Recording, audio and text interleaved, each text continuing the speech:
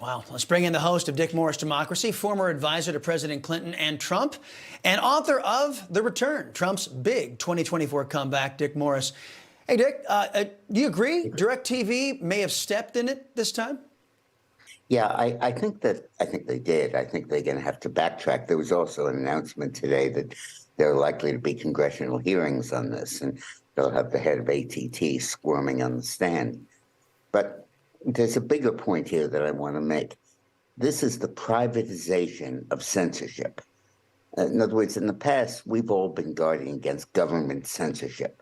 And the Constitution protects us against that. It says the Congress shall make no law abridging the freedom of speech. But a private actor like DirecTV and AT&T can do whatever they like.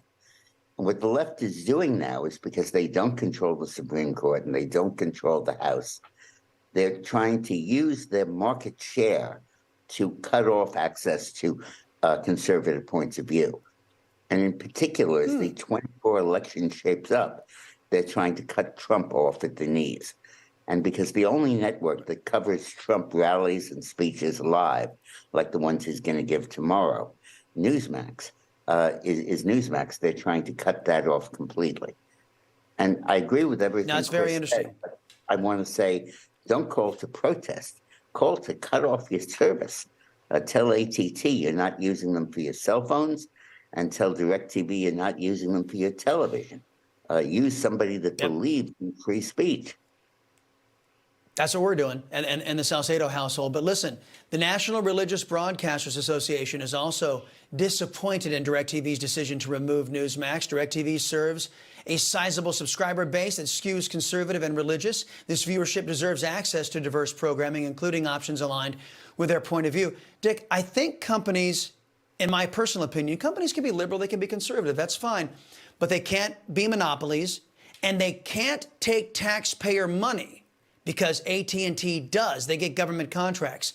Do you believe that Congress should stop all taxpayer funding going to AT&T? By the way, those are contracts that total in the billions of dollars, until they drop their ideological bigotry? Yes, absolutely. In fact, President Trump 2 weeks ago said that he would cut off all federal funds to any corporations that insist on woke practices to censoring free speech. And that's exactly what we should be doing here. But the key thing about this is, don't wait for the government to do it. Don't wait for someone else to do it. You do it.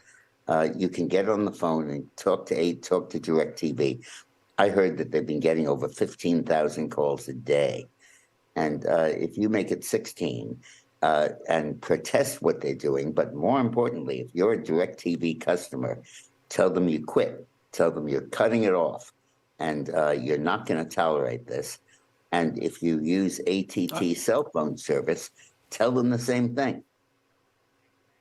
Right. You know, and we've got a lot of people out there that have been sending us recommendations. Of course, you just heard that gentleman, a guy by the name of Lanny, that is in the Houston area. He says he's the second largest dish vendor in the country, and his business is way, way up. So Dish, of course, is a viable alternative. I mean, I guess we should also be pointing to where people can take their business.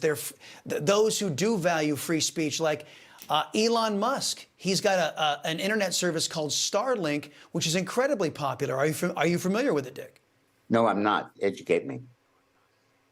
Yeah, it is a satellite service, very low latency and very, very high speed. And as you know, Elon Musk is very much on the side of free speech, and we know that AT&T and DirecTV are not. So that could be viable options out there as people are looking for free market, pro-American alternatives to left-wing Democrat alternatives that AT&T and DirecTV are, correct? Yes, and of course, this comes at a time when Trump is surging in the polls. And he's now 13 points ahead of DeSantis in a two-way race. He's 11 points ahead of the whole field. In the nomination, he's 5 ahead of Biden. And they're freaking out. And the way they're doing it is to try to cut off Donald Trump's access to the electorate. And they're doing that by trying to slice Newsmax. And we just can't let them get away with this. Well, I don't think we're going to. Dick Morris, appreciate the visit, sir. As always, folks,